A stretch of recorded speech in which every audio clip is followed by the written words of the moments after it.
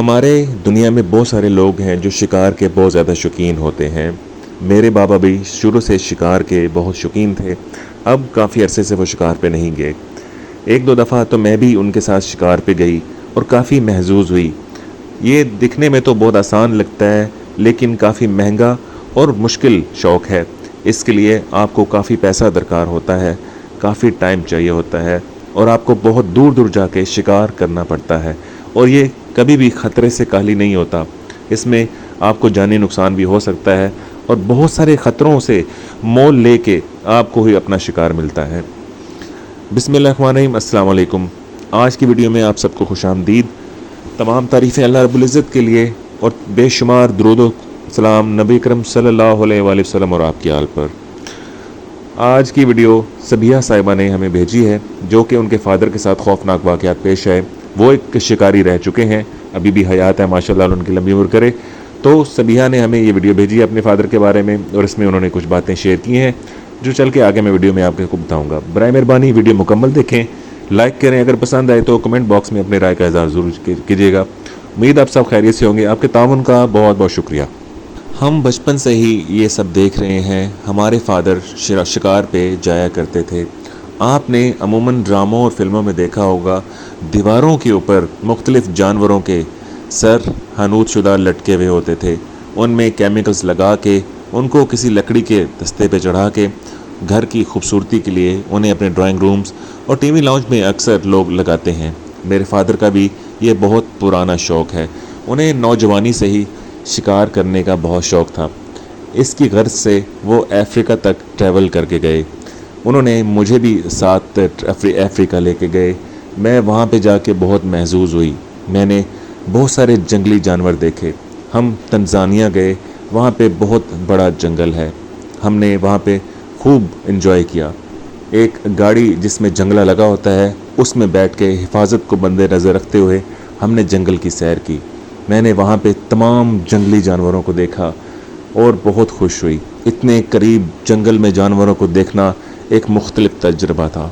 आप यकीन नहीं करेंगे, ऐसा तजुर्बा आपको सिर्फ वहाँ जाके ही पता चल सकता है। अल्फाज में बयान करना बहुत मुश्किल है। कुदरत के कमाल नज़ारे होते हैं, लेकिन ये चीज़ कभी भी ख़तरे से खाली नहीं होती। वहाँ के गाइड हमें बताते हैं कि हर साल काफ़ी जानी नुकसान होता है।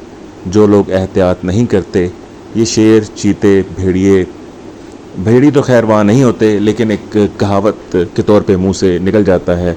और दूसरे हाइनाज, लकड़बगे जिन्हें कहा जाता है, ये इतने ख़तरनाक होते हैं कि किसी इंसान को भी आराम से अपनी लपेट में लेके अपना लुक़मा बना लेते हैं। सो जब भी जंगल में जाएं, बराए मेहरबानी एहतियात करें।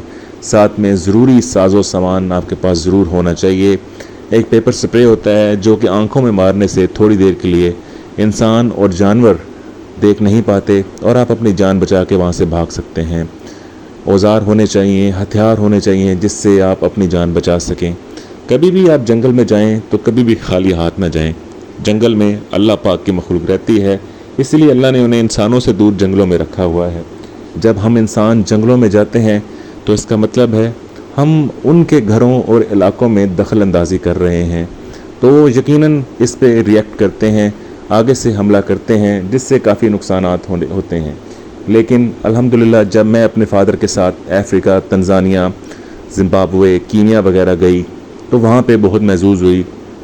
हम तकरीबन 22-23 दिन वहाँ पे रुके और रोज़ हम घूमने फिरने जाते थे। हमने वहाँ पे सफारी देखी और बहुत एंजॉय किया।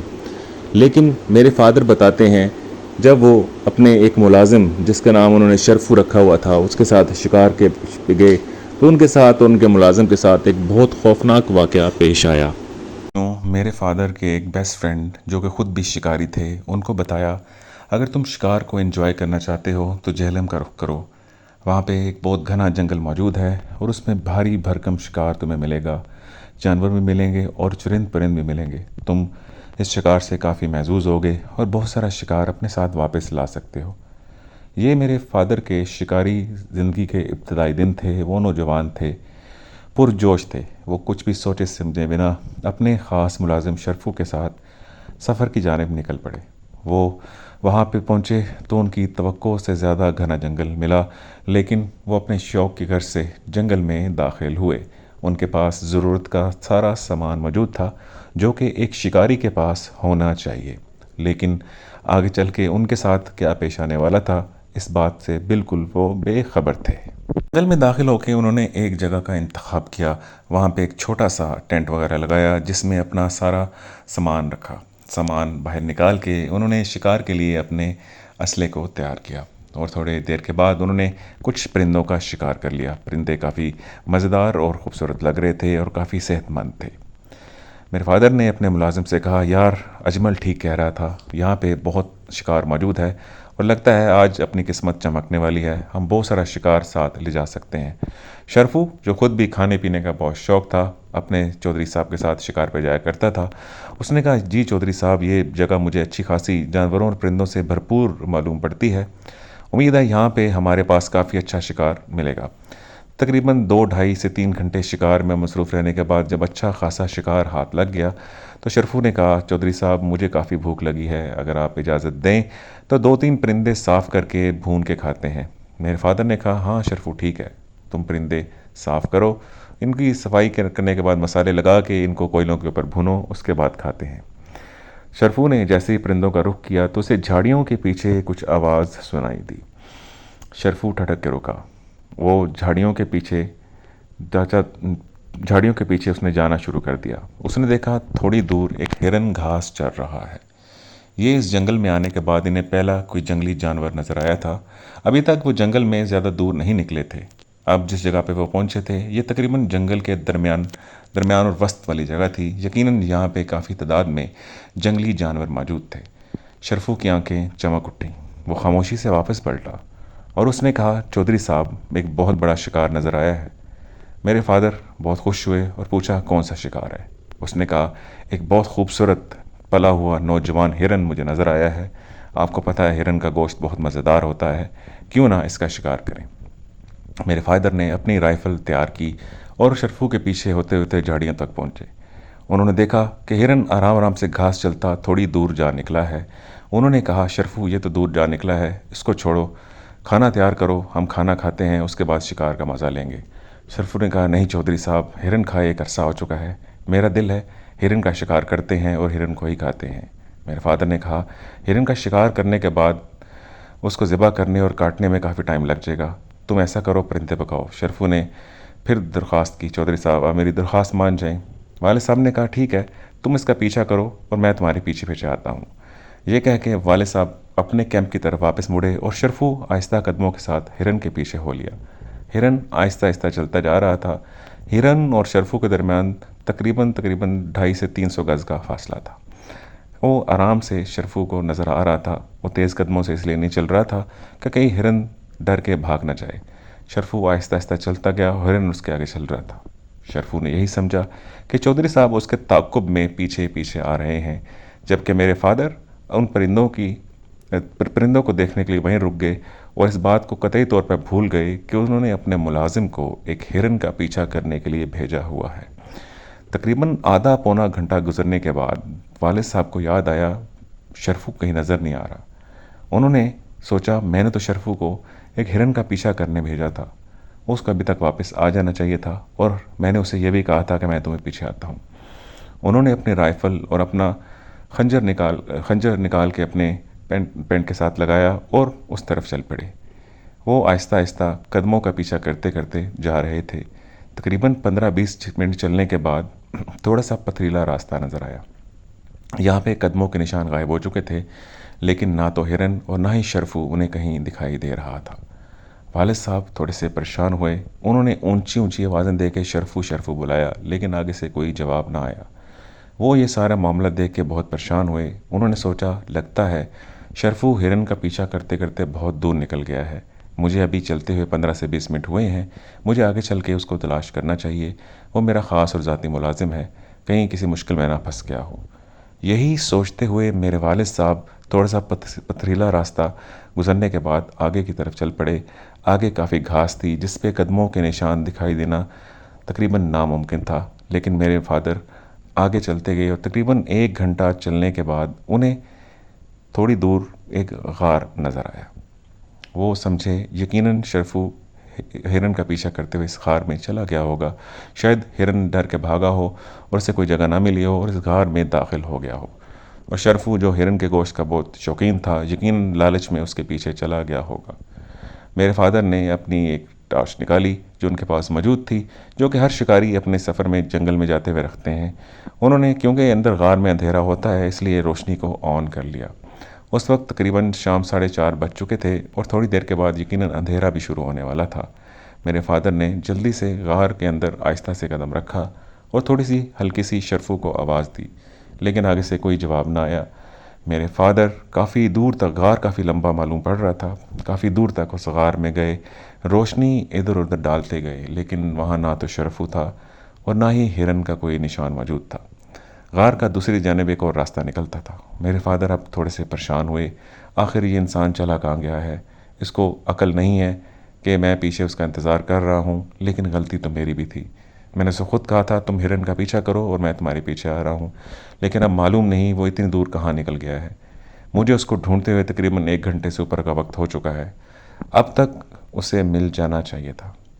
ये सोचते हुए मैं गार से बाहर निकले और देखा वही हिरन जिसके माथे पे सुर्ख रंग का निशान था। मैंने उसको उसके निशान से पहचान लिया और देखा वो दूर घास चर रहा है, लेकिन बदकिस्मती से शरफू कहीं भी मौजूद नहीं था। ये देखते हुए मैंने अपनी राइफ़ल तानी। जैसे ही मैंने अपनी राइफ़ल तानी, उस हिरन ने मेरी तरफ देखना शुरू कर दिया। उस हिरन की आंखों में अजीबोगरीब सी चमक थी। मैं देख के थोड़ा सा हैरान हुआ। एक आम हिरन की आंखों में ऐसी चमक थोड़ी सी हैरान कुन है, लेकिन मैंने सोचा शायद ये कोई ख़ास नस्ल का हिरन होगा जिसकी आंखें चमकदार होंगी, क्योंकि उसके माथे पे एक सुर्ख निशान भी था जो आज से पहले मैंने किसी हिरन के माथे पे ना देखा था। मैंने उससे पहले भी काफ़ी दफ़ा हिरन का शिकार किया था, लेकिन ये हिरन मुझे सबसे मुख्तलिफ मालूम पड़ रहा था।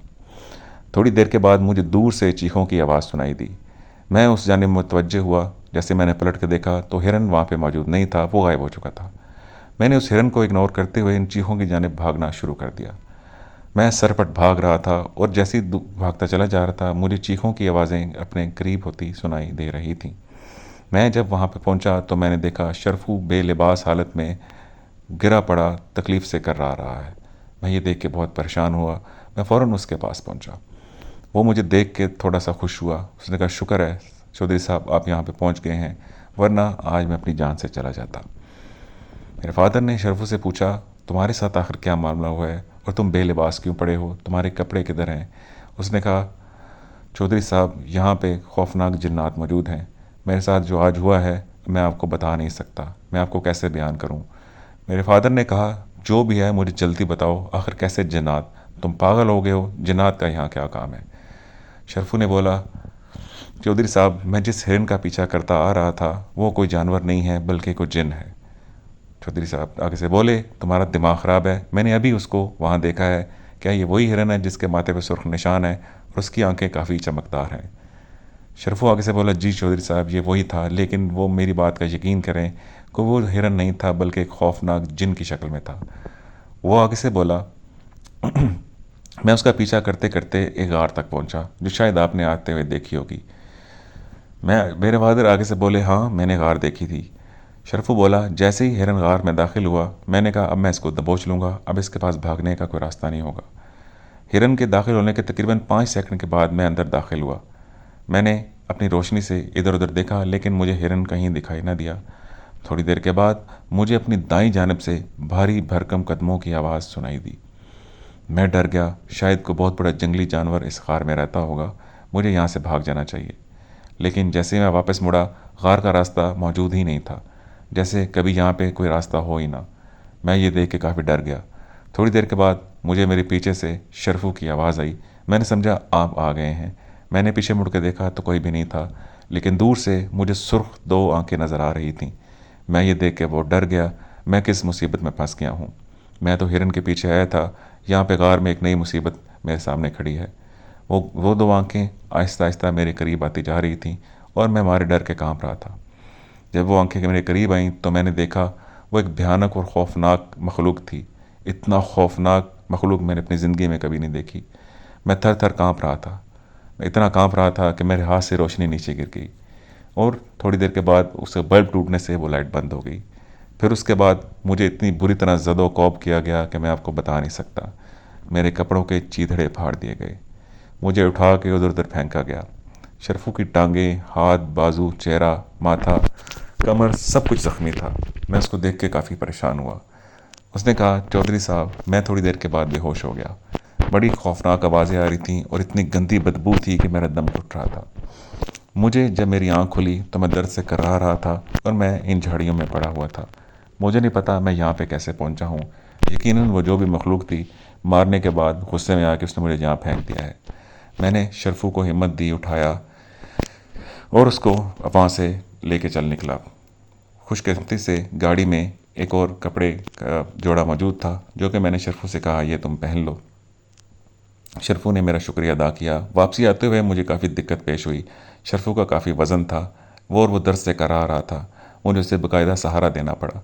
शरफू का खून मेरे जिस्म पे भी लगा हुआ था। शरफू ने कहा, साहब जी, यहाँ से जितनी जल्दी हो सके हमें निकलना चाहिए। हो सकता है हमारी जान को ख़तरा भी हो। हमने तमाम सामान जितनी जल्दी हो सकता था अंदर रखा और बदकिस्मती से हमारी गाड़ी भी स्टार्ट ना हो रही थी।